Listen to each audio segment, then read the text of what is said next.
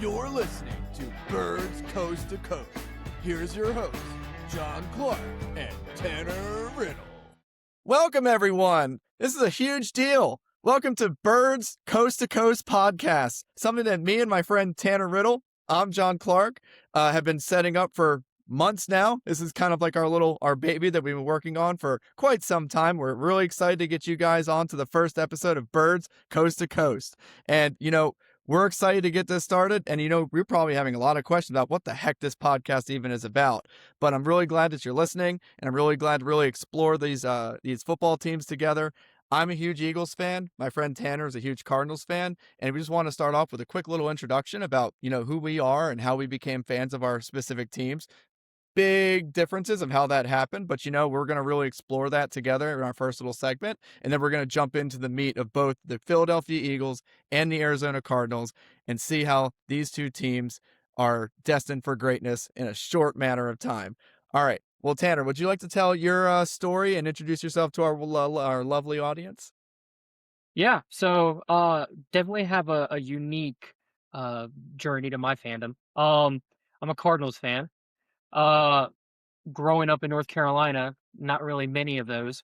But my fandom started early in the 2000s. My first jersey was a Brett Favre jersey. Probably not that uncommon given the time. Um, I'm not really sure why that was my first, but that, it was just given to me. Um, and then the Panthers, when they went to Super Bowl in 2000. That was 2003. That was 2003. They beat us to get there. Yep. Yeah, we had a neighborhood Super Bowl party. So of course, like everyone there is rooting for the Panthers. So I think that my next jersey was a Julius Peppers jersey. But it was really that moment and to get together that really got me wanting to really like see what is football like. I want to know more than just like the party part of it. Now this is the part that's harder to explain. I think this is why a young teenager probably shouldn't pick their own football teams because somehow I just landed on the Cardinals. It was different. Yeah. That's a little appealing to me. I don't necessarily want to just be a fan of what everyone else is, but at the same time, it called me. Like I always say that the Cardinals chose me. I didn't really choose them. Yeah. But I was rewarded fairly shortly after with an awesome 2008 Super Bowl run. And who would have thought, I have fond memories of that run too. Gosh. Yeah. Yeah. Let's just say the payout was early. Yeah. A little bit of success since, but yeah, no, I at that time I thought, oh man, this is going to be fun every single year. And since then, I mean, I've just been a diehard Cardinals fan. Well, that's interesting. Everyone has their own path to becoming a fan, and I guess mine was more of the typical variety. I was kind of born into it. All my family's from the Delaware area, and that area is almost exclusively Eagles fans. I mean, they're closer to Philadelphia than the other major NFL cities. So, that area is almost exclusively, Philadelphia Eagles fans.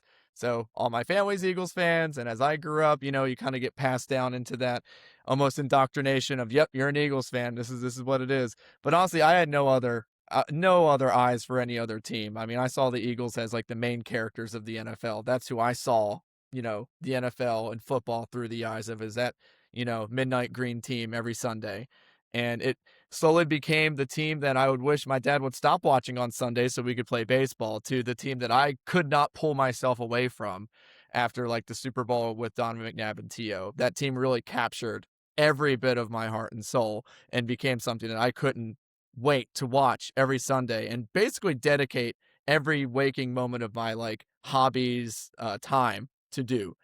Analyzing stats, looking at film, going over countless analysts and watching ESPN every day just for the hopes that there'd be a cool Eagles highlight on before, we had all these cool YouTube videos and TikToks and stuff. So, that was something that I really looked forward to, is, waiting for all the Eagles content I could find. And, I'm really excited to start this podcast because, I've never been one to call into a radio show, but I think this is a good way to kind of express my opinion and kind of talk to someone, a good friend of mine and you, and to kind of figure out both these teams. I feel like we both know football to a point to where we can discuss it without, being too far off base. We're not X's and O's guys here. All right, everyone. We're not drawing up plays. We don't know the inner mechanics of something like you would on like a football YouTube account or something. But you know what? We got passion. We have know-how, we have experience, we can bring something to these conversations. And you know what? These takes are going to fly, and sometimes they're going to fly right back in our face, just like the Krusty Krab pizza. It's going to fly right up and smack us right in the face. And you know what? That's what's this is all fun of. This is why this is all fun. This is going to be a fun time. Sometimes we're going to have the right take. Sometimes we're going to look stupid, but we're going to have fun doing it. And Well, who the Krusty Krab pizza's for. Well, yeah, I mean, it's obviously for, the guy who didn't get his Diet Dr. Kelp. And I mean, and he asked for his drink. I mean, that's what we're here for, right? He didn't get his drink. I was And you know what? I was thinking Just for like the you and guy, me, but just like the guy who didn't get his Diet Dr. Kelp, do you know what I didn't get? A freaking repeat. That's what I didn't get. I didn't get a repeat. And I'm just going to jump in right now because all these pleasantries with the intro are done because our national nightmare is over. All right. I'm going to assume if you're listening to this podcast and you know a little bit about the Philadelphia Eagles. Okay. I'm not going to placate you with, oh, we're a great friend. No, no, no, no, no, no. You know why you're here. You know why you want to listen to this is to hear some opinions on what just freaking happened. And what just freaking happened was our national nightmare ended. The Wicked Witch is dead. Kevin Patullo is gone, okay? Maybe not completely gone. Apparently, he's just been removed as the offensive coordinator. But for right now, that nightmare of hitch route after hitch route after hitch route after hitch route is over, okay? I am so glad that the Eagles saw that Nick Sirianni's right-hand man was someone that they could get rid of. All right. I understand Nick Sirianni was a Super Bowl winning coach, but I'm glad that they had the testicular fortitude to go up to him and say, hey, you need to make a change. It needs to be something that we need to get rid of him for. We need to find someone who's going to actually push this offense in a different direction. And I am so excited to see that happen. Tanner, what were your thoughts on the firing of Kevin Patullo from an outside perspective? well, it's exciting for an Eagles fan. Um there is a little, at least in the beginning, there was a lot of competition for some attractive offensive coordinator openings. I think it started in Washington when they parted ways with Cliff Kingsbury, and then the Lions, they parted ways with their offensive coordinator. Um, this always felt like a win, not an if. Just whenever the season ended, it felt like KP was gonna hit the road. And so I'm Yeah, thinking, no, wow, those are three really attractive OC openings. Um, I mean, don't get me wrong, I think it's a great opening, but you probably would have thought, oh, this is by like easily the most attractive opening on the market. Um, and you're probably just going to get your pick of whoever the best non-head coach, offensive minded guy was going to be. And I still think you might get that. But I mean, it's definitely, I look at it from, what's available on the market standpoint. As a Cardinals fan, we're looking for a head coach. And, at the beginning, on average, you usually get about 7 to 8 head coaching openings per cycle. And we got the two in season, but there was a lot of 50-50 guys going in. There was a lot of guys who were like not sure if they're good. They may be safe, they may not be. And as of now, we have 9 openings. Uh, Not really the best scenario for the Cardinals, given that we might not be the most attractive. So I mean, I don't some know. teams that came up on the market, I mean, they're like once in a lifetime, like Steelers, Ravens. I mean, all these like Giants. giants, big prestigious franchises that almost never have. I mean, aside from the Giants, obviously it's a revolving door up there. No, But but like, they're still a blue blood. They're still an yeah, attractive job. yeah. I mean, these are really prestigious organizations that have openings that almost never have those openings. So I'm gonna be very intrigued to see which where the dominoes fall.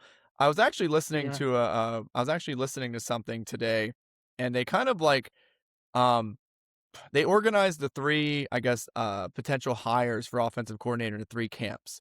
One of them being the hot shot new guy, kind of like the quarterbacks coach, wide receiver coach, that new young guy who's probably going to be like a first-time offensive coordinator. That's the first camp, okay? And I'm talking Mhm. specifically for the Eagles position. The second camp are the one and dones, okay? The camp that would be considered the camp that would be like hey, I just got fired from my job, but I've had success.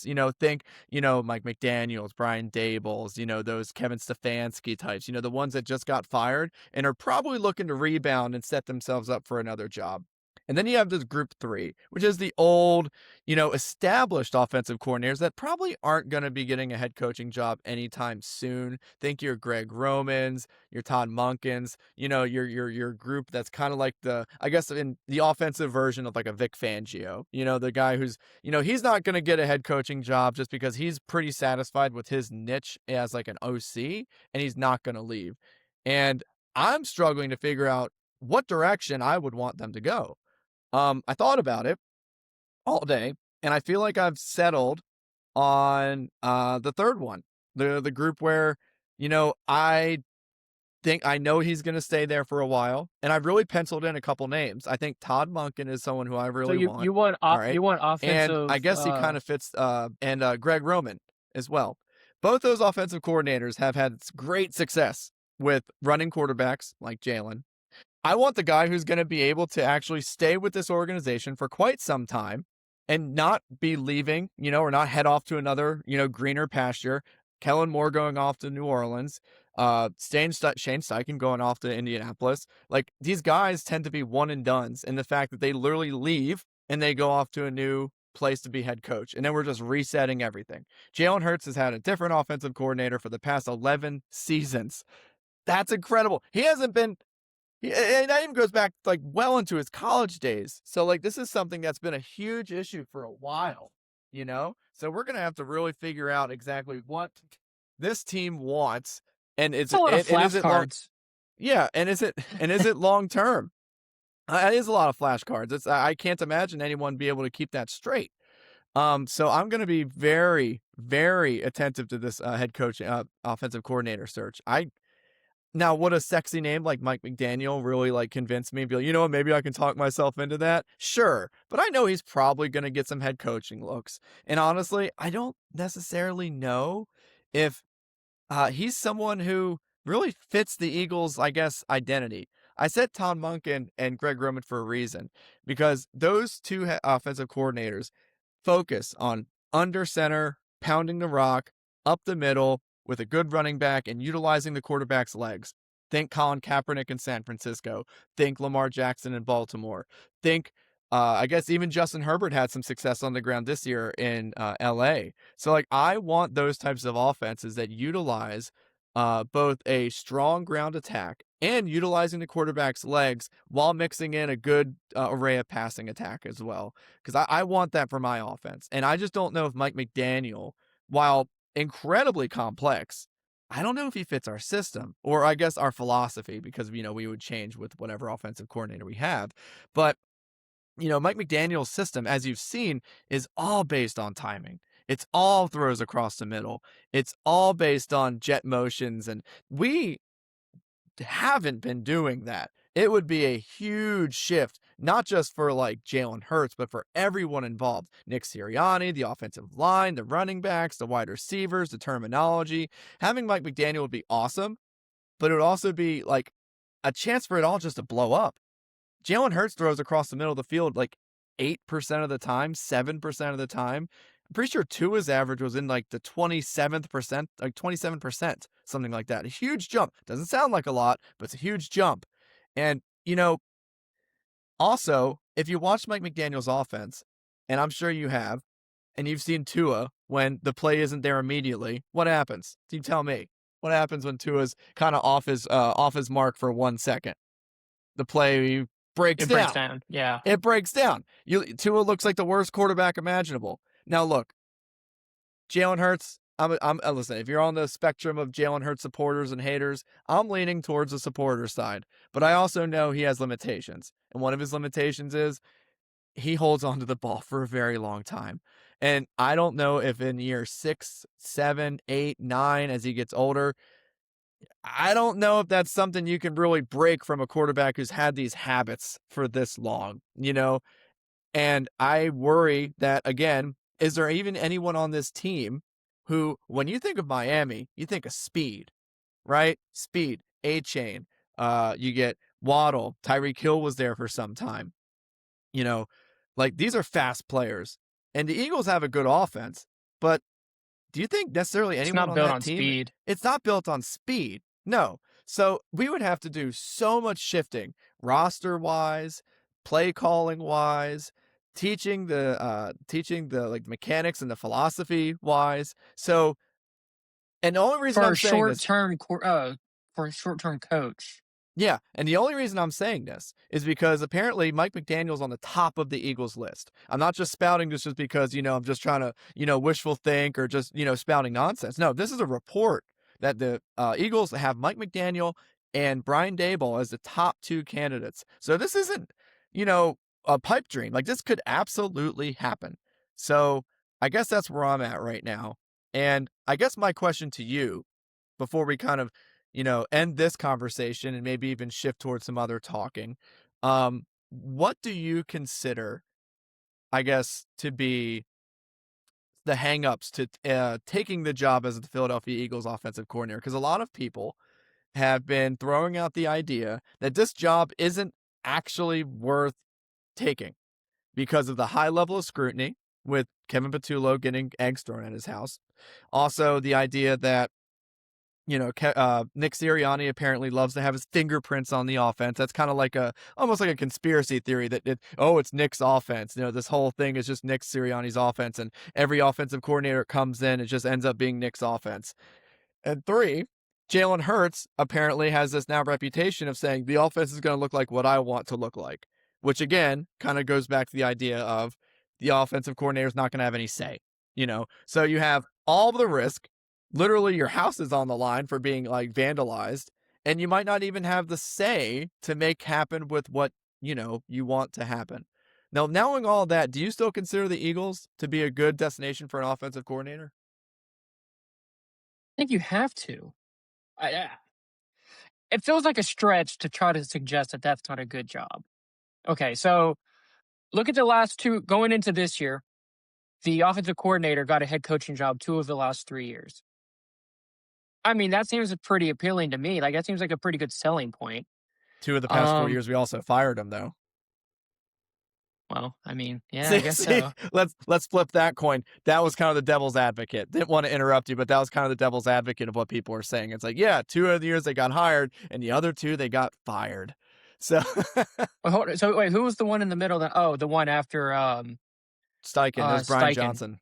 Brian Johnson, he got Yeah. fired right at 2023. Terrible year, but yeah, we fired him right afterwards too. Similar system, similar situation. Both not creative. No I no mean, no motions. No anything. it's a valid point, but at the end of the day, If you're good, you'll like, get a job. If you're good, you'll get hired somewhere. If you're good, it'll work out fine. I mean, everyone's tenure is going to be you don't stay in jobs for 10, 20, 30 years. And so this idea that you're going to get fired eventually, like Belichick got fired, Andy Reid got fired. A lot of guys get fired. Jim Harbaugh got, or John Harbaugh got fired. Like, Yeah. you're going to get fired, but how many times do you actually get turned into a head coach? So I don't know. Seems like a pretty good roster to want to take over. You could. Do you want the Cardinals job? Like, go ahead and like have that one then. Yeah, Um, yeah. yeah, I wouldn't.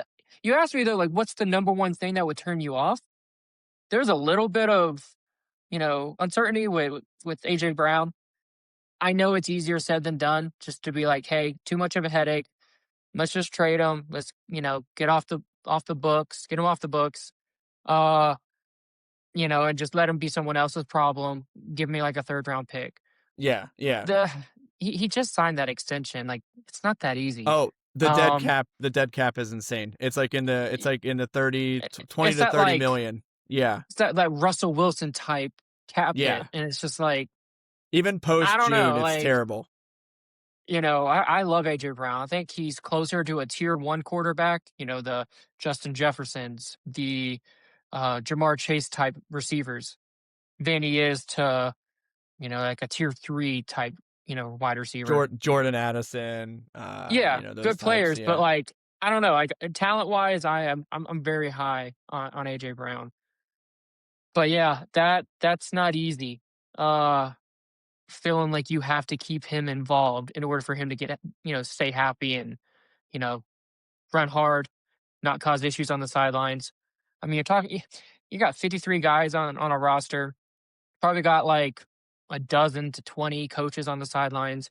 Mm-hmm. If you have to deal with that one guy that's just saying like, "Give me the rock," and then in this specific game, he dropped it, or he dropped multiple balls. It's not a good look when you're demanding it and you're Yeah, not so catching it. I'm actually interested to see what you think about that little blow up from Sirianni and AJ Brown. So for those who didn't, know, or maybe are a Cardinals fan didn't catch it, who are listening to this, um, AJ Brown got into a little spat with Nick Sirianni on the sideline. Nick Sirianni after the game, after a crucial drive where where AJ Brown dropped a pass, and after that, they went off the field to punt. Nick Sirianni tried to claim after the game he was trying to get AJ Brown off the field for the punt team. Now, let's read between the lines a little bit here. This was right after a big drop.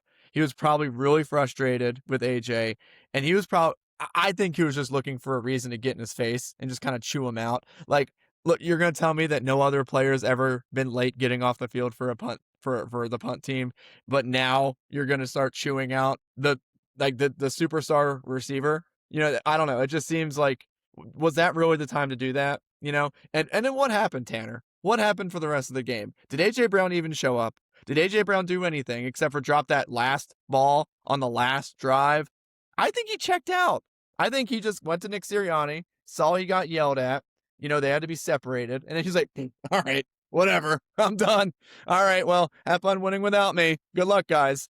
And I think that's what happened, honestly. I really do, because just the demeanor from him for the rest of the game, I mean, he wasn't even close to giving full effort. And I think it was pretty apparent.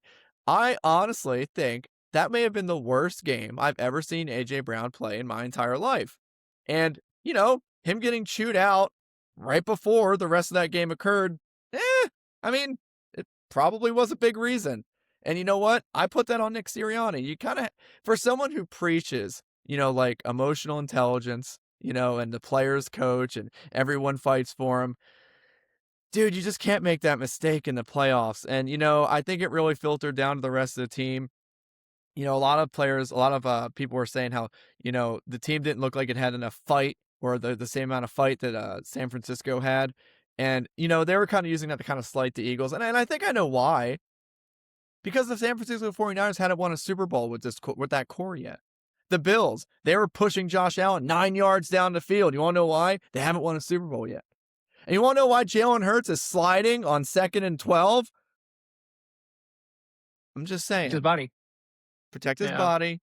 He may have, I'm not going to say they're not hungry. Maybe those dogs aren't hungry. Maybe they're running. They're not, and they're definitely not running faster. As the great Jeff Stoutland would say, hungry dogs run faster. Those dogs were very complacent. They were fat and happy on Sunday. They were fat and happy, and they were not running. There was no fire in those dogs. But there's nothing you can Sunday. do to make them not Super Bowl champions for the rest of their life. It's tough. That's cemented. And I worry that, like, it's going to take, and after 2017, I kind of felt this way too. After 2018, 2019, I was like, man, we're going to have to wait for a whole new core for them to care enough to really go for this thing again. And it took them a long time for it to be a competitive, Super Bowl tier team. Soon after? I did.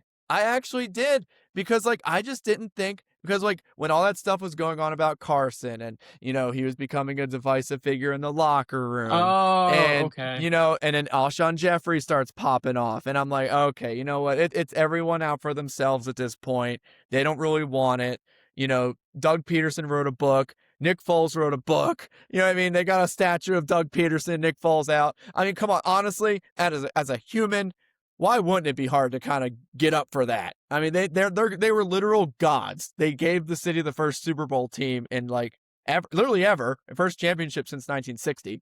So I had a feeling after like the second year of them not winning, them not being really competitive in like a playoff, in playoff time. I just thought, you know what, they're not motivated. Doug seems complacent. The offensive line seems complacent. Everyone seems complacent. And you know what? I had to wait until, Jalen Hurts' team and, Nick Sirianni and basically a whole new team besides from like 4 players, who felt hungry enough to win. And that's my biggest fear, complacency. And I saw a complacent team on Sunday, and I'm worried. So I want someone to come in and really change stuff up because it Did you needs see it. this in the Did you see this in the beginning of the year? Yeah, I saw it all year. I saw it all year. They played games, and I'm not even kidding. Some of those games I felt like, because look, listen, I'm a freak. I love watching preseason football. So like, I know how I feel watching preseason football. Okay, I know how I feel. I felt like I was watching preseason football for, I don't know, a good chunk of those like middle to late year stretches where like the team just kind of was going through the motions and getting their butt kicked by, LA and, getting their, asses handed to them by Chicago. It was ridiculous. They didn't even put up a fight at home on a nationally televised game. They didn't care. And it's really frustrating to see that. And, I think this first round loss hopefully wakes them up. Hopefully wakes them up because there's a lot of young players on this team, and I don't want them going down the wrong path of thinking to themselves, oh, you know what, this is the NFL. We're just going to win like this all the time. We don't have to try. But luckily, that's the defensive side of the ball, and they're like the and they're like the side I don't got to worry about. They got things figured out over there. But the offense, whew, aside from Devontae Smith, they're all very much questionable in every regard, in some way, shape, or form. Offensive line banged up since last Super Bowl. I didn't want to go on a diatribe about like why the season went down a tailspin, but I guess here we are. The reason why that this season went downhill occurred in the Super Bowl. Because if you recall, we had Landon Dickerson and Cam Jurgens kind of swapping out in the middle of the game because they were hurt. Their backs were hurt. I think Landon Dickerson had a hip injury, and they never got better. For some reason, it lingered into this offseason, and then Dickerson hurt something in camp, and he played. And I remember I was like, I don't want to lose Landon Dickerson, so I hope he plays. Well, you know what? I kind of wish he just didn't play because he played at like 60% all year. And that running game for the Eagles, for those who obviously know this, was atrocious. It was atrocious. It was like it went from the best in the league to like bottom 10 rushing attack in the league. So like, if we had a healthy offensive line, that would have changed everything. And it made everything worse because we didn't. Because all of a sudden now the running game doesn't work. Now we have to do drop back passes. And now the passing game is predictable. And our offensive coordinator is absolutely an idiot. So he didn't have any good passing plays, so you didn't have any good passing philosophies. That exposed him. And now all of a sudden it doesn't work. And now all of a sudden people don't care because things aren't working and it's hard. And now they're thinking, well, I already won a Super Bowl. And now all of a sudden we lose in the first round. That's where we're at. And I'm all right. And you know what? Problems. It's okay. It's okay. But you know what? First world problems over here. Yeah. All right. Now I guess we're ready to kind of take our, because I'm done. I'm done. Oh, are you? I'm Are you done. sure? I'm Got done. anything else? I got nothing. I'm done. Well, I want to say something like it's funny how the last 4 years have gone for the Eagles because it's like a pattern. So you go in 23, yes. you make that Super Bowl run, right? Like that was a hard loss, okay? But man, that was a great team. And then 23. I'm sorry. So that was the 22 team that went to the Super Bowl, lost to the Chiefs. That was a really good 23, team. you started 10-1. Yeah, it was a fake 10-1. No one bought it. You won every game by like 3 points. You played terrible, but you won. And then it just cratered after that. Yep. If, Jason Kelce was like, he couldn't do it I'm anymore. Out. No, he didn't actually feel it. Literally, but, No, it felt like it.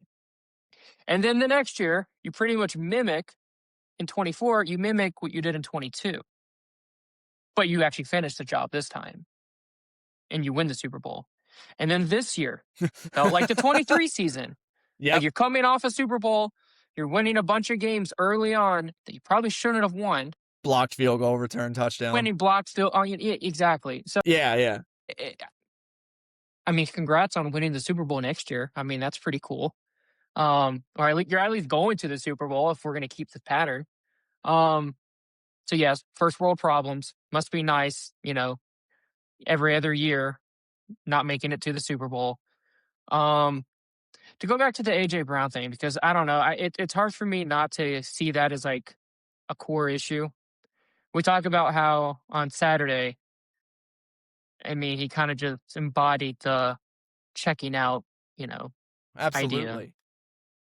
But I think about that game in week 4 against the Rams. And He took over the game at the end. then at halftime, I mean, it was as if like I was that quarterback and you were afraid to throw the ball. And then he took over in the second half. And yes, you won on, you blocked the field goal that, probably was a high percentage field goal for the Rams. And I don't think you needed to block it to win, but it was just icing on the cake. Yeah. But you came back because the playbook seemed to open up. And it felt like A.J. Brown and his giant muscles just like carried the team. It looked like that, didn't it? Yeah. And he just carried the team. And it felt like okay, like, is this what we needed to kind of like spark everything? Like, kind of like pat you on the helmet and be like, this is what we got to do. And it didn't really seem to, it felt like 2023 all over again. It didn't crystallize that. I thought that'd be the launching point. I'd be like, all right, Yes. this is our offense. We're good. And we go back to this game and say, that was the point that we can point to. That's where we went back, why we won 13, 14 games on the year, why we got home field, 2 home games away from a Super Bowl. I know AJ Brown made those comments after the Super Bowl saying team success isn't what drives him, like dominating the guy across from me does. But other than him, the team doesn't feel like a team that would just rest on their laurels. I don't know. It feels like a hungry team. Well, And that's why it just why it was shocks so me. shocking. Yeah, Well, it just a lot shocks of- me to hear like that Yeah. just seems to be the problem with the team is that they got their Super Bowl ring and they're good. I don't know. I think what a lot of people are getting rubbed the wrong way with this is, I think the quarterback, unfortunately, as you know, the quarterback in Philadelphia is one of the most divisive positions in the world, besides from maybe world leaders. But, so he kind of cut his teeth on the idea that, he's going to do anything to win. He talks like a philosopher like 75% of the time. And most of the times he speaks in ways that make you think that, he will put anything on the line to win. And I think about how he played in his first 4 years. And I even remember the game against the Cardinals in his rookie year where I remember seeing him, my first impression of We him made was, him look good. I was like, dude, this guy's running over guys and he's giving everything he's got, And this year, his rushing total got cut in half from the year I was prior. going to mention that. Yes. And not I only saw is that he stat running, when you take out tush pushes. yeah, and Designed not only, runs went from 90 something to 40 something. yeah, and if you look at the runs, not only are they cut in half, but they're all going towards the sideline. There's slides. They're not really competitive, most of the rushes. They're getting to the line of scrimmage to avoid a sack and then getting down.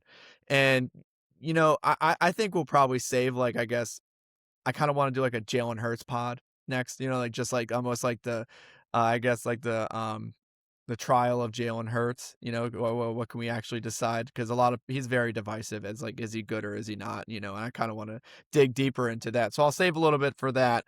But, I think I guess, complacency that I was alluding to came from the fact that they weren't calling quarterback runs, or he didn't want quarterback runs, and they weren't calling them because he didn't want them. And when he did run the ball, he was kind of shy. This is the guy who's been banged up at the end of the year every year for the past 4 years, it seems like. So I get it. He's a huge figure. He's got brand deals out the wazoo. He's a Super Bowl champion. At some point, you have to ask yourself,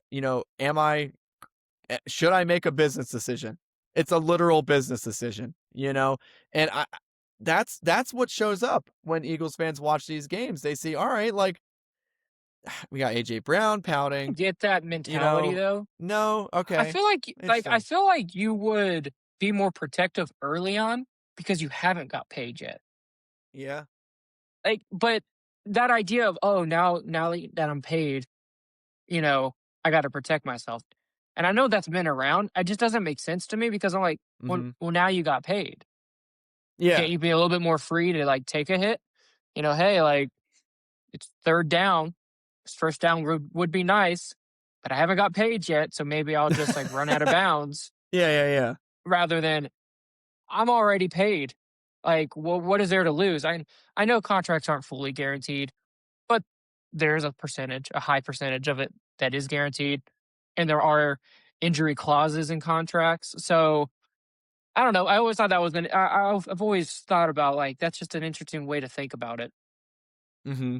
No, I agree, and And it's some. Jalen seems like a smart guy. He has to learn a new offense every single year for over a decade. Well, Uh, yeah, yeah, yeah. he, I don't know. Like, I, I think he. I don't know. I mean, go ahead. No, I mean, I was gonna say is I think that's kind of the issue here. People don't understand why he didn't run as much. You know what I mean? Because people do. I mean, they saw him last year, and he did the thing. He won the Super Bowl. You know, so like people's opinions of him were like, "Pew!" You know, like all the Jalen supporters, they were like idolizing this guy, top 3, top 5 quarterback. You know, and all of a sudden he comes out and He besides seems from like the a first, smart guy, and he seems yeah. self-aware. He seems like the kind of guy who knows how important running is to his game, and so you remember RG3 after his rookie year? There seemed to be this whole hoopla. I want to win in the pocket, even though he's just running a 4.340 down the sidelines. Huge reason why they have success. And it just seems like, oh, he had all that rookie success, but he wants to have the long career, which is not a bad thing to think about. But there was that hoopla about like, no, like this is the kind of offense I'm gonna be a pocket passer. I'm gonna look like Brady and Manning. And it's just like you haven't really developed into that yet. And what got you here was not being that. Mm-hmm. And so I feel like Hurts is a smart guy. Like, wouldn't he know how important that is to him? I mean, look at the first game of the year. I think we started the first 2 drives scoring rushing touchdowns with Jalen. I mean, wasn't afraid then. Well, that's what's frustrating, you know, because I keep hearing, and I want to believe you, you know, because I am pro But you don't. Jalen. No, I'm conflicted because I hear this, but then I hear leaks from former Eagles. Oh, I've talked to people and they say it's Jalen's offense and it's Jalen's way or the highway. And I'm over here like, I thought he was a great guy. What's this flip up? What's this switch up? You know, so I'm confused. I don't like that the guy who I've considered to be like a Philadelphia Eagles hero is apparently like giving the coaches like the runaround and saying, you know, this is how we're going to run the offense. Like, I'm not going to run. I don't like hearing that. You know, I don't like hearing that at all. But then I see it on the field and I'm like, wait a second. Is this true? Can it be true? It can't be true. You know? And then Jalen Hurts at the end of the year press conference, they were asking him, hey, why didn't you run the ball as much this year? Or I don't think it was after the game. I think it was before the game. But he said, you know, just trying to work myself, you know, he basically paraphrasing here said like, you know, I'm trying to run the offense, you know, and with this off, he said specifically with this offensive coordinator, I'm doing what I'm asked, you know, I'm doing what I've been told. I'm trying to run the offense. We And all know what that means. you know, you want to read between the lines, you know, and then after the game, he congratulated I don't know if you heard this, but he kind of did this. He congratulated the 49ers. He's like, you know, those players, they played really well out there, you know, the coaching, they did really well too. They did. Yeah, it was literally like that. And listen, I don't want to just assume that he, you know, did that on purpose as like a shot. But man, that's really coincidental that like we're all, you know, hating on this coordinator. And then all of a sudden he hits you with the literal throat clearing and you're like, oh, yeah, that guy. So Very odd, very odd. But you know what? We go on forever about the Eagles. We could, because this is a literal soap opera every single week. That's It's what the it's literally off it's season's a for. it's literally reality television, man. It's and I just get a constant drip feed through sports radio and Twitter and the beat writers, and it never ends. So, just to pull myself away from that, let's go to the desert. Let's go to the desert. Let's see what's going on in Cardinals land. So, you got the floor, Tan Man, Mr. Cardinals fan. What you got? All right. I just want to do a quick review of what we went through this year because it kind of flew by. Going into the year, I had playoff expectations. We started 6-4 last year with a clear path to win the division, and once again we choked. I think we finished 2-5 to finish 8-9. So while disappointing, I was still hopeful because we had doubled our win total from the prior year, Mhm. and so I didn't see why we couldn't continue to add wins from the prior year this year. We spent a lot of money on defense. We spent most of I think every single draft pick but one was on the defensive side. I think it was our first 5 picks were on defense. We pretty much brought the whole offense back. Um, Even though it was pretty evident that the reason why we didn't make the playoffs last year was because of the offense, Mhm. I think there was this belief that we're going to run it back. We have talent, but it's going to be year 3 in the system, and everyone's just going to be on the same page. Yeah. So we started the year 2-0, and going into the year, Wow, you guys I did. think I remember that. I think you could easily have said the Saints and the Panthers may have been the 2 worst teams in the NFL at the time. I know the Panthers ended up winning the division, but at the time it was like, oof, like these might be the two worst teams in the league. Yeah. And we beat them on the last drive of the game. They were 2 defensive stops. And so of course I don't want to complain about 2-0, but I was like, yeah, but what happens when we play like a decent team? Like Mhm. this doesn't look good. So then we follow it up with 5 straight losses. And the first 3 being on game-winning field goals as time Oh, expired. oh my 3 in a god. row. 2 of them being to division opponents. Yeah. And it's just like, I don't know, man. This doesn't look good. Uh, but after that third loss to go 2-3, we lost Kyler, who ended up being the end of the season for him. We didn't know at the time, but you know, the last play potentially of his Cardinals career was the one that hit him right in the face, and the ball just kind of sat there. That was part of that Titans loss. That really just felt like we lost the team. Jonathan Gannon, got in Amari DeMarcado's face, pushed him, shoved him, as you had other teammates trying to console him, which what I thought was being good leaders. JG gets in his face and actually, like, I don't want to say assaults him, but like pretty aggressive. That's not really something I would expect a coach to do. That's supposed to be the leader. And it just felt like from that point on, the season was over. Um, we we went on Monday night against the Cowboys, and we look really good with Jacoby Brissett. But come to find out, it's the Cowboys and the Cowboys defense. So like anyone could have done that. But yeah, after starting 2-0, we lose 14 of 15 games. It brutal.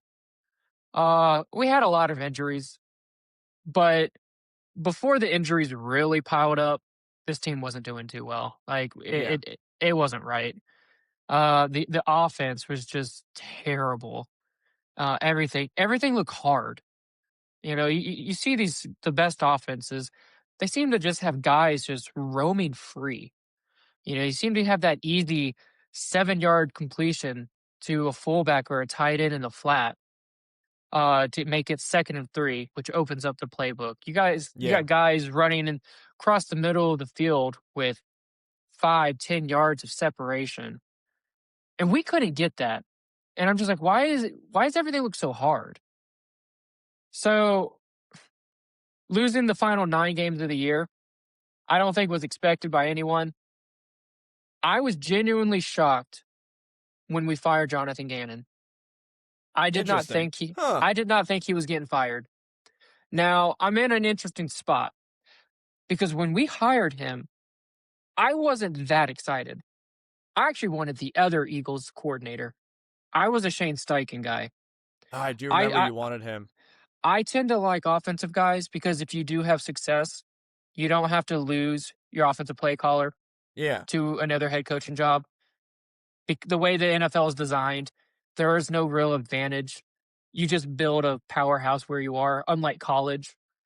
You know, yeah, you start at a small school, but you get an offer at a big school, you're going to go. Well, everyone's a big school in the NFL, so I like that continuity. Um, but to be fair, in the first 2 years, we did exceed my personal expectations. I didn't know if we would win a game in his first year, and we ended up winning 4, and we were competitive in a bunch of other ones. And then in year 2, I thought we'd win about 6 games, and we ended up winning 8. And while it ended bitter because we kind of collapsed at the end, it was still a 2-game improvement. But then this year was just terrible. Um, but I still had my hesitations over JG because there were in-game decision making that really concerned me. That I thought that was just more like ideological. That I'm Hmm. like, he's not changing that. That being, in year 2, we lost to the Vikings, and we were up 3 on the 5-yard line. It was 4th and goal, and he decides to kick a field goal to go up 6 points. And it was about 2 minutes left for the Vikings to go and score a touchdown. And while I don't think that's the most criminal thing, in the context of that moment, all of the money, all of the draft picks had been spent on the offensive side. The defense just was kind of just ignored for the first part of this rebuild. You might even remember when JG was with the Eagles in 22, Yeah. or was it 23? It was He kind 22. of it 21 was and in 22. 22 because in 23, then they spent a lot more money, I think. Yes. And I think we kind of took a very similar approach. He says, "Hey, build up the offense. We'll scrap it, piece by piece here and there, and then we'll spend later on." And at that point, our defense was bad. It was one of the worst in the NFL. We didn't spend draft picks on it. We didn't spend free agent money on it. It was bad. And it bothered me because in that moment, he said, "I'm going to trust my defense over my offense," even though everything, the way that team was built, should have been, we're going to win this game on the offense. And the idea, from my opinion, was even if you don't get it, the Vikings have to go 95 yards to score a touchdown to win the game. But we know how it is. You're down 3.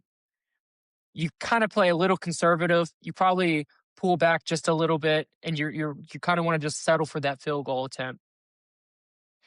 And he says, "No, I want to trust my defense." And that just didn't make any sense to me at all. Yeah, So what it'll work. happens when you're up 6? You're giving the team 4 downs instead of 3 because Yeah. you have to go for it. And there was a scenario where it was 4th and 7. If we get a stop, we're going to win the game. We don't get a stop, they convert, and they end up scoring a touchdown. And That was it it. just kind of like reaffirmed. And the point of that story was kind of reaffirmed my concerns with having a defensive minded coach. I'm not saying they can't work or they don't work. There obviously are examples of it working.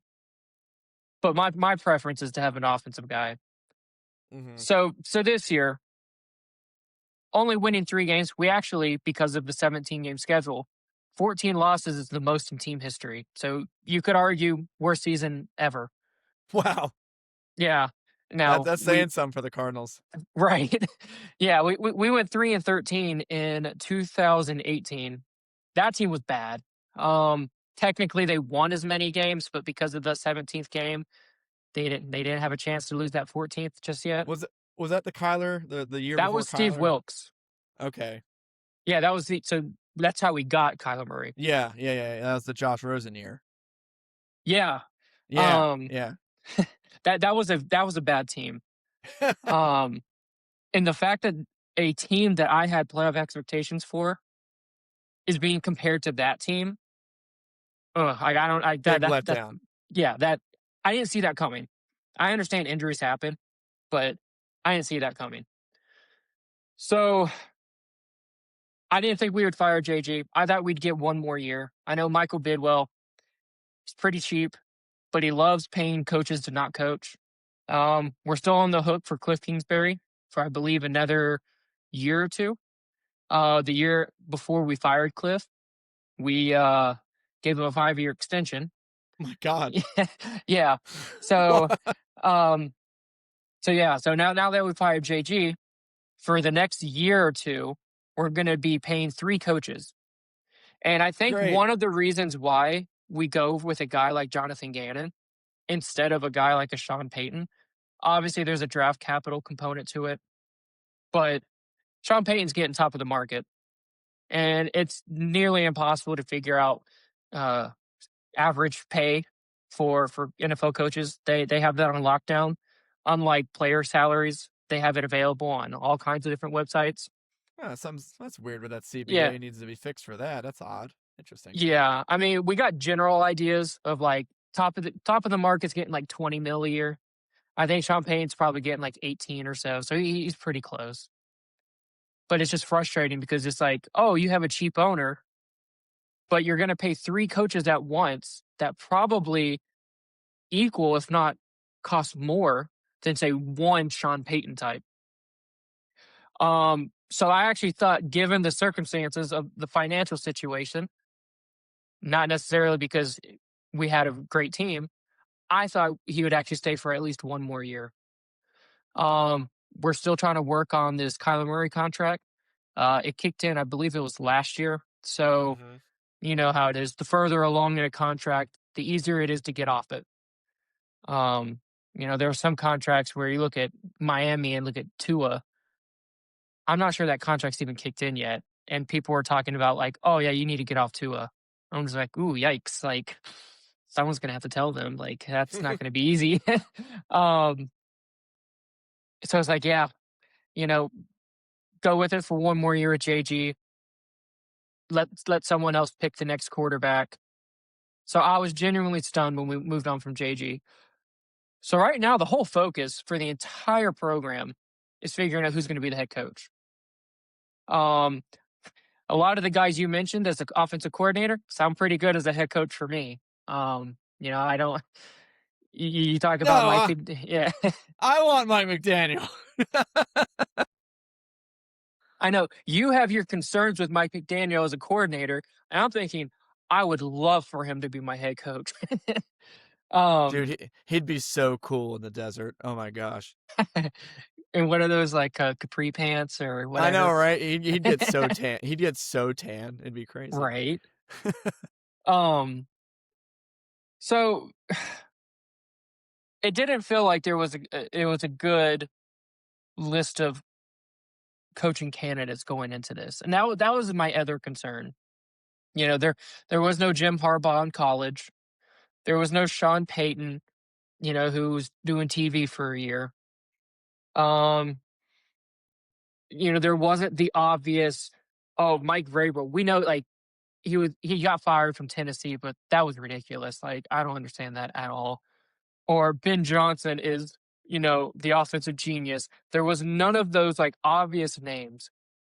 And so I had some hesitation of like, well, shoot, I don't want to just sign up for another guy to fire in 3 years when we could wait a year and maybe get like a better choice. But there are more names that, kind of come out that I didn't realize were going to be available.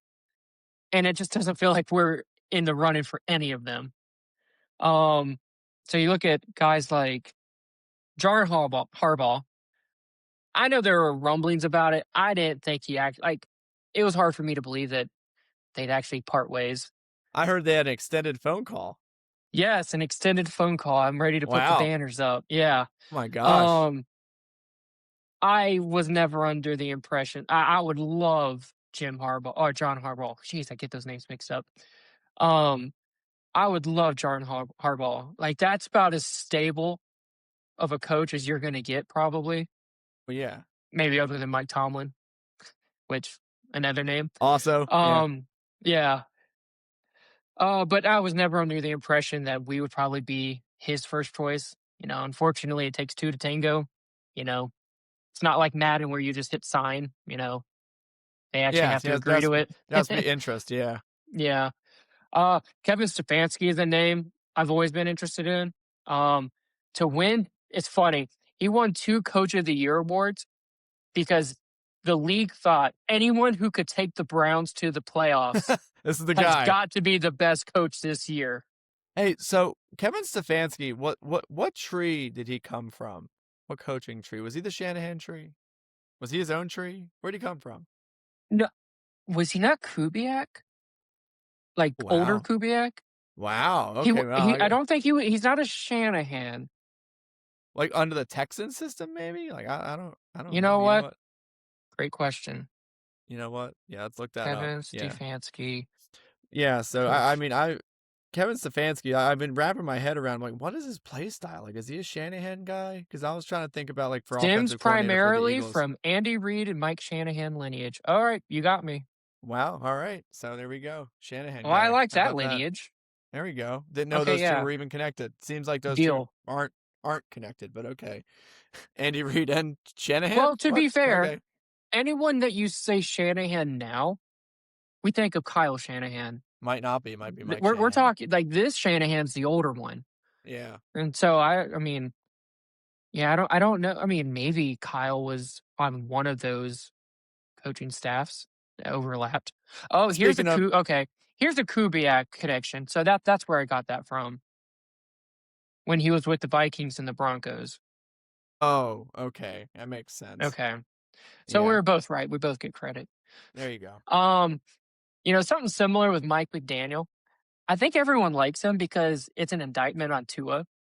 I think everyone's like, well, look how good he made Tua look. Like, he must be a good coach because look what Tua was before. Hold up now. Um, Tyreek Hill said that Tua is the best quarterback he's ever played with. or that he was like the most accurate. Yep, that's right. That was it. Yep, Right most after, accurate. right Right. after Yep. playing with Mahomes. Yep. So, Pointed. yeah, I guess Tua carried Mike McDaniel. Yeah, I guess Um, so. the name I haven't heard connected to one team that I would sign up for in a heartbeat, and that's Mike McCarthy. I thought You he s- did the Sean Payton thing. I thought he sat out for a year and he was going to get to bed. He did an interview last year with the Saints. Remember that? yes, and And it was only the Saints. I always thought, Mike McCarthy was kind of like a meme at this point. Like Gimlis was like a meme of like, oh, I was a hater in the he's beginning. he's awful. But if you look at this, and this might be an indictment of the other guy, but like if you look at him and John Harbaugh's stats like side by side, they're And almost Sean identical. Payton, the three of them. They're almost identical. So like, why Yes. are we like upholding Peyton and Sean? 160 Yeah, wins, yeah, 600 win percentage, all have a Super Bowl, yeah. John multiple Harbaugh. winning seasons. Yeah, we think of John Harbaugh as great. We think of Sean Payton as great, but Mike McCarthy is like the meme Cowboys coach. Like, Well, oh, they don't win. no, I was a hater because of with the Packers. I thought he brought Aaron Rodgers down. And Yeah, then Mike even before the and then Mike Cowboys. Yeah, McCarthy had 3 straight 12-win years. And it's not that I don't like Dak, but like that's impressive. During that stretch, they were the only team to do that, I think. yeah. No, they were very So consistent. there's got to be something there. And then, like you said, you compare it to Sean Payton and John Harbaugh. I mean, I think we look at both Harbaugh and Payton, A top little 5, differently. top 7 coaches. But Hall of then Mike Famers. McCarthy, Mike McCarthy is like the Kirk Cousins of head coaches. And it's Yeah, like, yeah. Why? that's really Yeah, not fair. yeah. So I would totally sign up for Mike That McCarthy. wouldn't be so. I wouldn't be shocked if Mike McCarthy ended up in Arizona. I feel like that'd be a I would really be because I surprise. think he'd cost too much. Uh, I'm sorry, like your champagne problems of losing in the first round. Jeffrey Lurie, he'll pay whatever he needs. There were reports that he was willing to pay Jonathan Gannon the exact same amount to be the defensive coordinator after you guys lost the Super Bowl to stay, as he got to be our head coach. Thank God he didn't. We're playing 2 different sports. Like it's just hard. You know, we have to find that diamond in the rough. Yeah. And that's why we end up with guys like Cliff Kingsbury. You know, when we hired Bruce Arians, he was the last coach hired that cycle. Like it's a trend that we are usually one of the last teams to hire a coach because we're usually just wanting to see who's left over, Yeah, the and scraps. that's very depressing. It is depressing. But I mean, Bruce Arians won Coach of the Year when we hired him the year before. Remember that was the Mhm. year that he took over for oh gosh, I'm drawing a blank. He had cancer for the Colts. He had Chuck leukemia. Pagano. Chuck Chuck Pagano. Pagano, yeah. So yeah, but BA took over for that team early in the season, and he won Coach of the Year. But you know, BA, like not everyone's cup of tea. You know, he doesn't play No, yeah. politics. Yeah, He slaps players on the head. that's But fine. yeah, I remember that. Well, you can get away with that when you win. I guess you can. When Yeah, you're on Brady's team, you can do whatever you want. yeah. Yeah. So yeah, that's just kind of the outlook of where I see the coaching search going. We're likely going to be one of the last teams to hire. It would not surprise me if we end up hiring a coach from one of the Super Bowl teams, similarly to how we did with Jonathan Gannon. Um, it's Totally didn't kind impact of the game. no, no, especially when the No. game was just down the street. Yep. Um, it's kind of a heady play in a way if you're cheap because you get to claim that you hired a Super Bowl type coach, Oh yeah. but It's always also the by that point, how many of the openings are already taken? In that cycle, there was 2 openings left. It was us and the Colts. And Steichen and Gannon, I believe they were both hired on Super yeah. Bowl Monday on the very Yep. next day. That hurt. Oh, I remember that day because And I'm dealing with a huge the deals loss. were written from scratch. There was no communication They whatsoever. they just walked in on Monday morning. They were like, "Hey, do you have a job? Do you have a job? Yeah, yeah. Let's interview." He wrote a number down and we just agreed to it and boom, it was done. Fastest Um job interview process I've ever seen. It was amazing.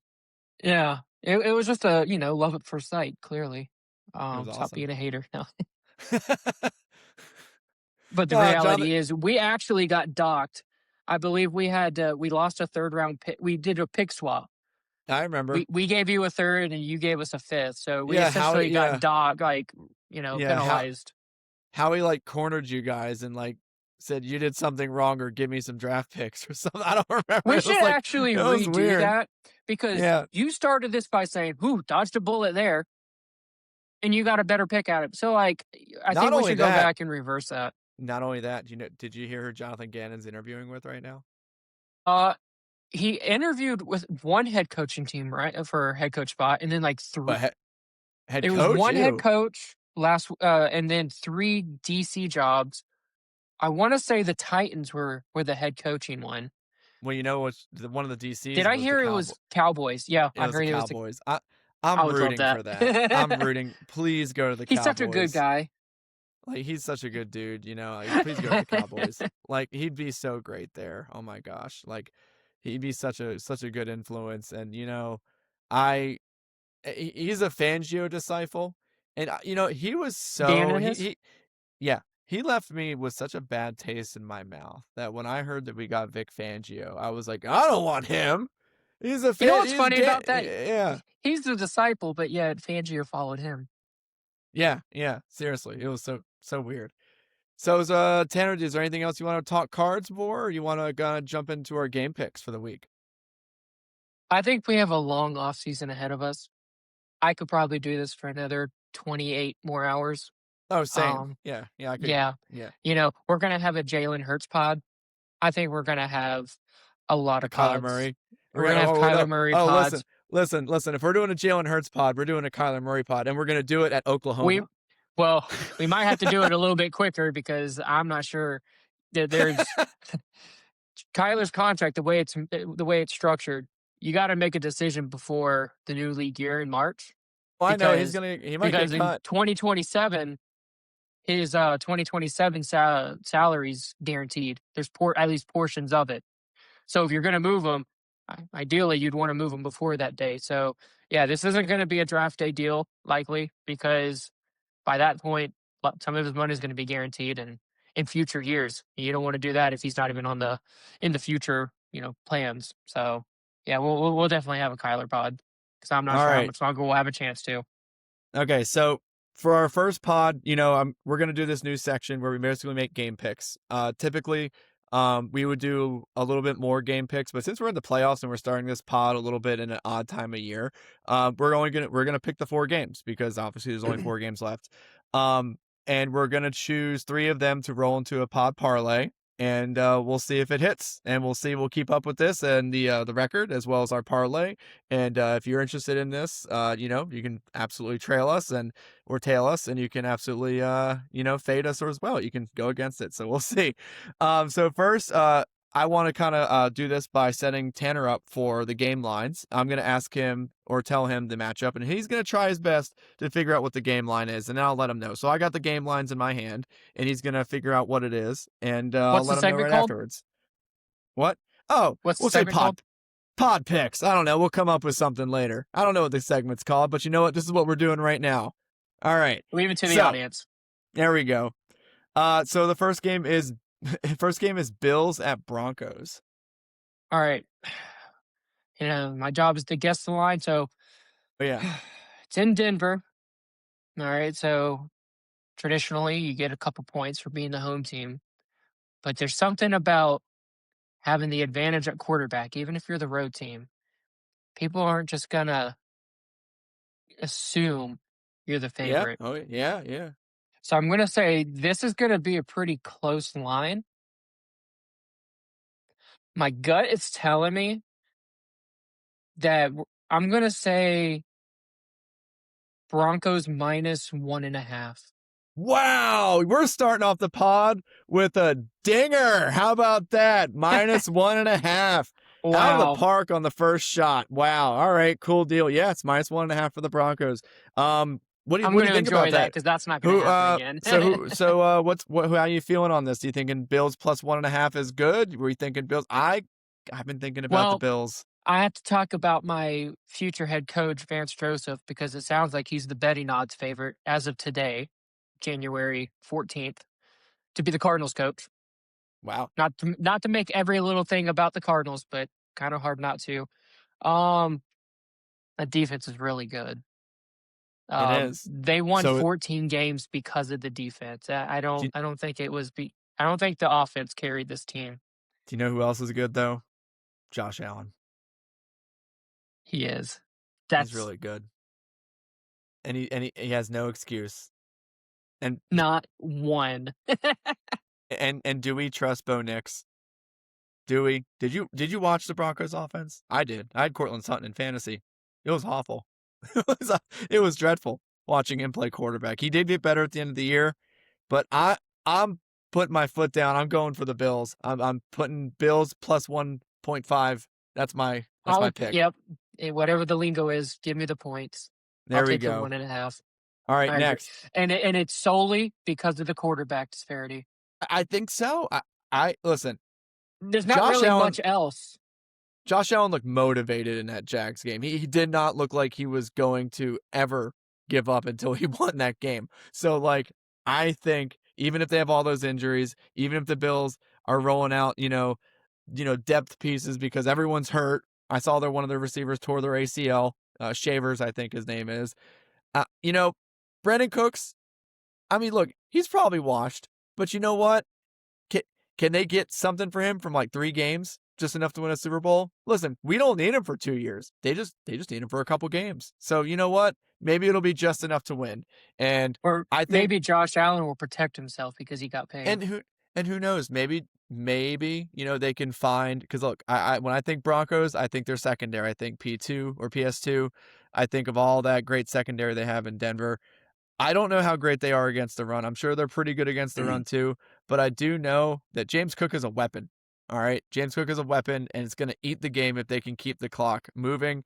And listen, if you give Bo Nix a limited amount of possessions, and if he makes a mistake on, a crucial one here or there, they might not even have the opportunity to come back. So I'm going to go Bills. That's my bet. And we're on to the next game. San Francisco at Seahawks. feel pretty confident about the Seahawks.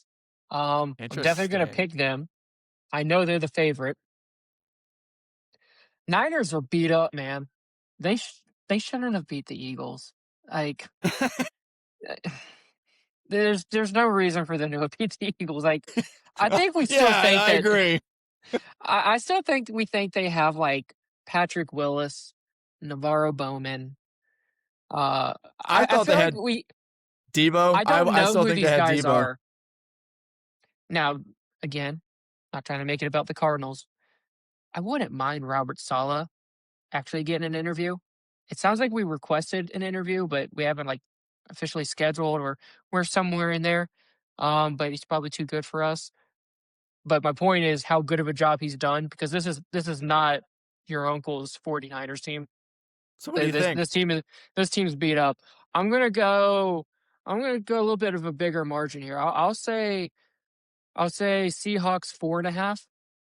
Oh, okay. So not a dinger, but we're at Seahawks -7, actually further. So yeah, Okay, I they're a was bigger favorite. really I was afraid to go too high because maybe Yeah. I'm not maybe I'm not giving the public enough credit. Maybe personally I was closer to the 7 number, but I'm trying to guess the line, right? So okay, The only thing I feel weird about this line is Sam Darnold. When has Sam yeah. Darnold ever come through in the playoffs? Like I What was get 0 it. from Like 1? yeah, but again, that's not good. And They were I know he messed. 14-3 last year. He's like one of only a couple quarterbacks that have like multiple 13-win seasons for two different teams. Now It's it's really now it's 14. yeah, I it's I crazy. know I know there's an extra game, but yeah, I saw that stat. It's like the Brady, Manning, Would I Breeze be and him. shocked? Would I be shocked that the 49ers they don't win, but they cover. They get If within the that plus question is 7, who are you taking? You said +7 or 7.5? plus 7. It's within a touchdown. Give me the points. I think I might just take the Niners. It's a division game. Like It's a like are we division game Yeah, with like Sam Darnold. yeah, I'm not yeah, the familiarity there. Like, straight up, I still might take the Seahawks, but it's the Niners. You know how they want to play. Yeah, they're gonna play like, dirty ball. Like they're gonna bring their opponent down with them and play muck They're gonna ball they're and be gonna like muck it a up and yeah, yeah. it's gonna be 13-16, 10-14, fourth quarter. Maybe they win 17-14, something like that. But that still gives us. So I you got know the what? Seahawks winning, but give me the points, Give me the points. however Alrighty. that looks. Yep, give me the points. All right, cool. Next up, no Sunday games. We have Texans at Patriots.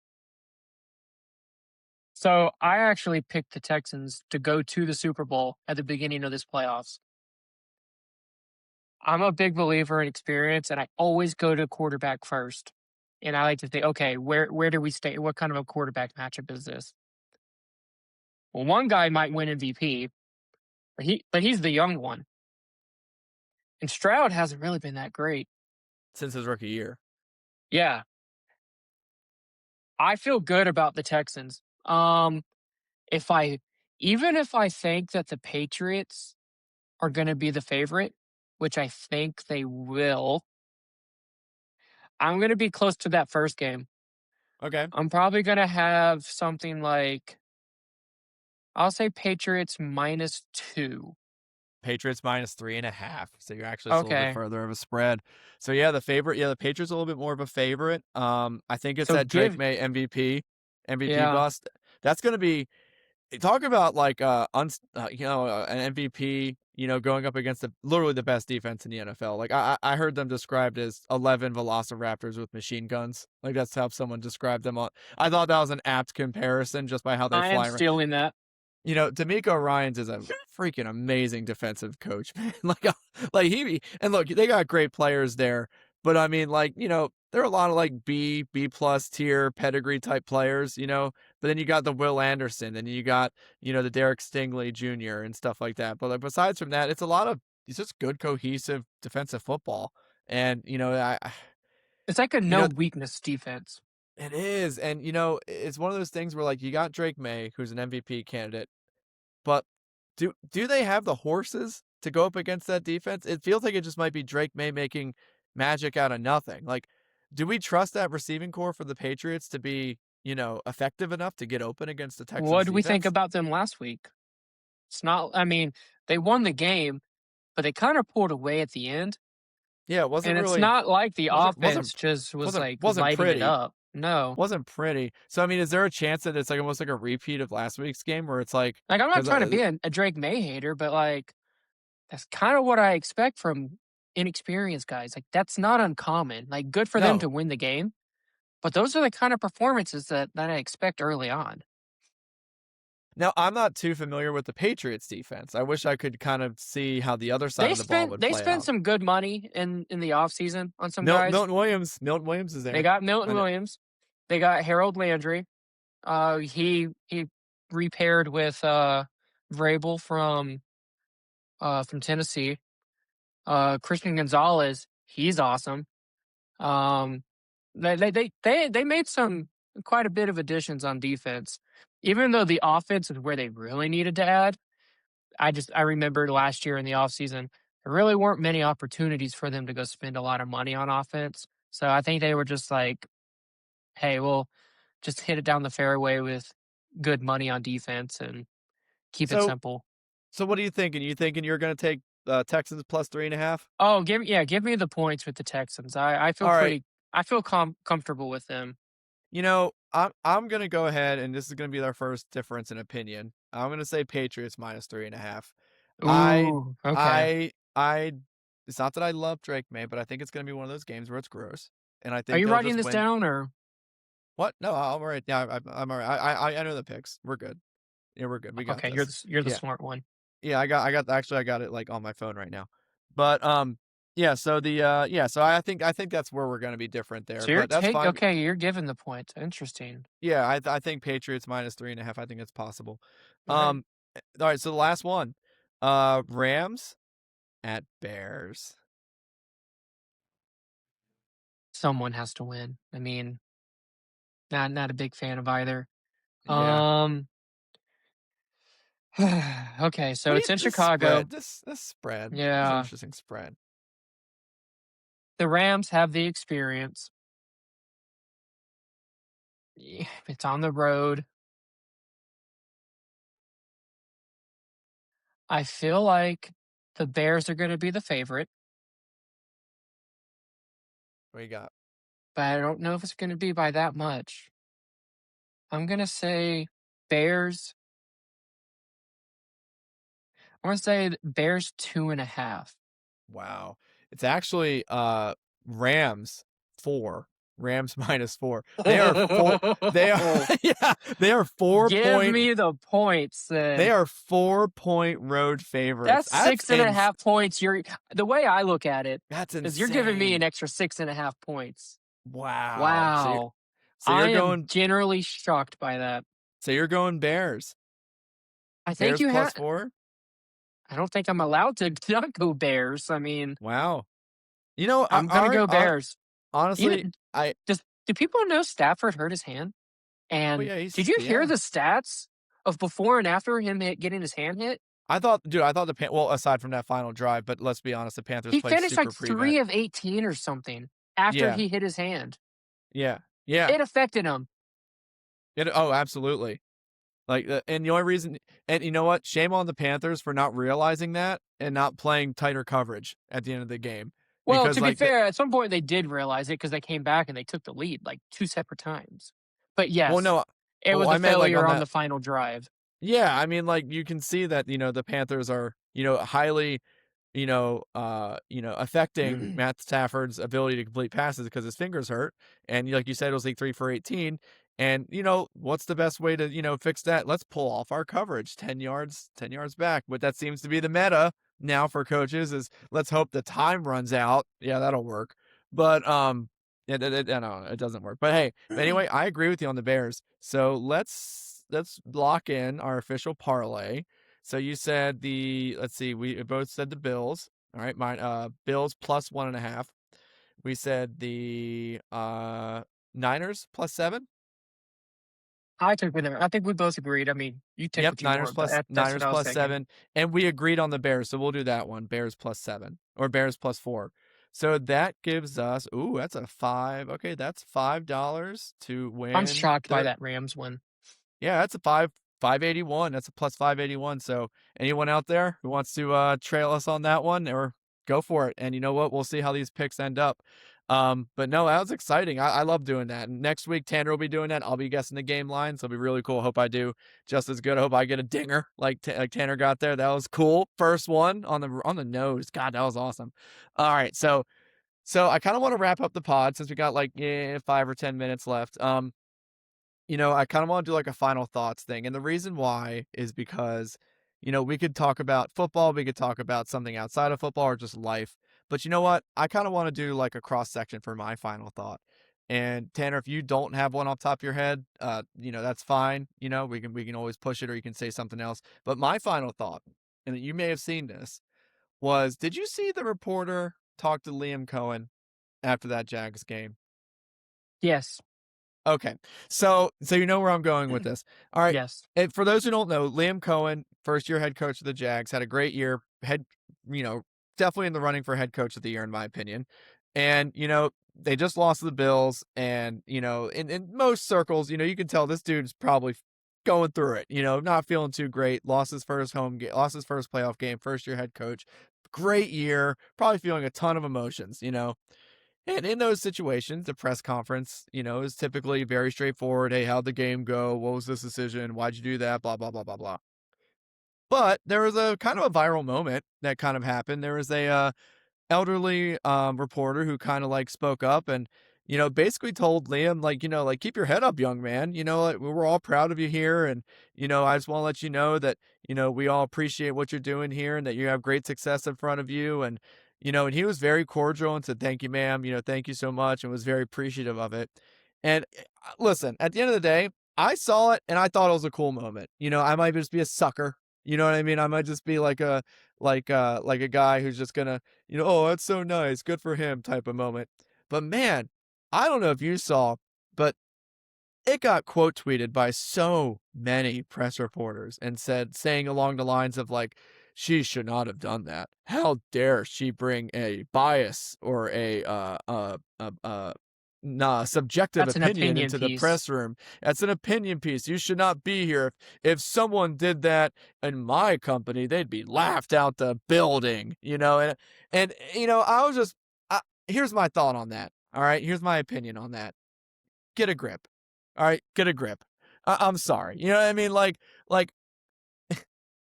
do we have to take ourselves that seriously all the time? Like, do we really have to like, first off, you are Jacksonville Jaguars beat reporters.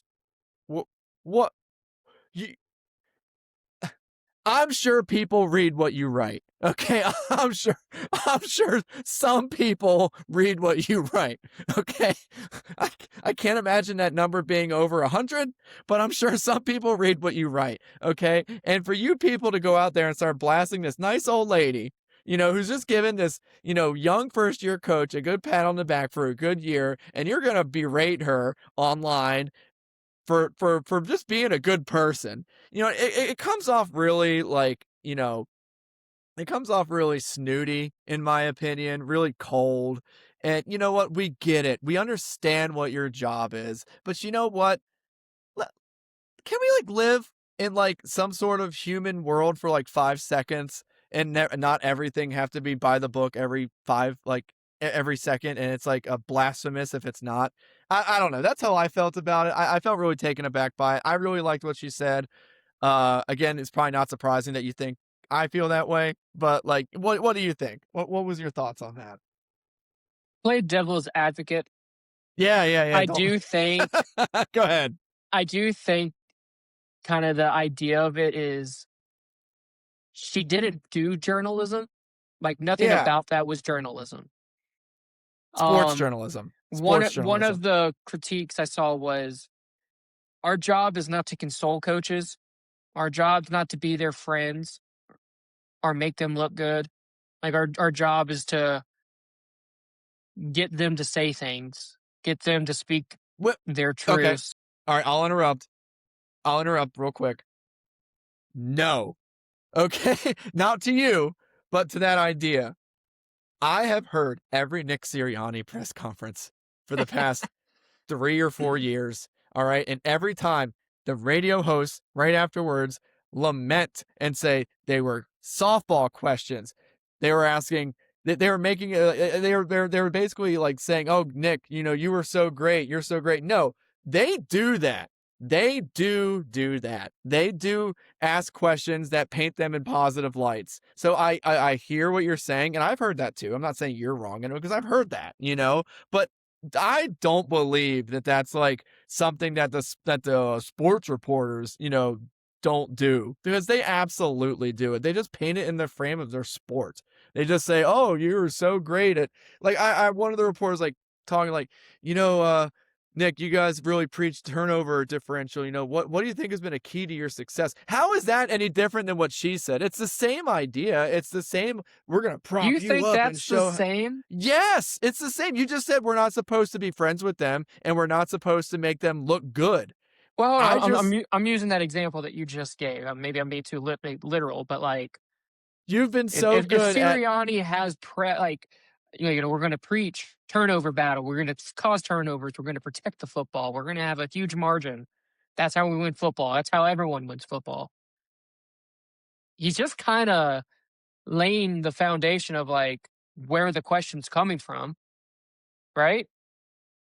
Yeah, but you're still like propping up the idea that like you're really great at it.